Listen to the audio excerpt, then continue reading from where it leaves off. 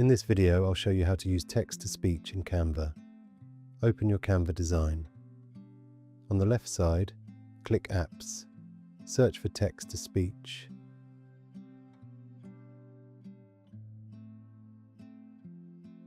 Choose a text-to-speech app or voice app that is available in your Canva account.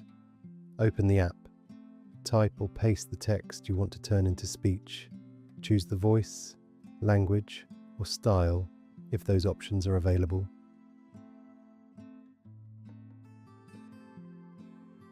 Then generate the voice audio. Once Canva creates the audio, add it to your design. You can move it along the timeline if you are making a video. Play the design to check how the voice sounds. If it does not sound right, Text to speech. edit the text and generate it again. And that's how to use Canva text to speech.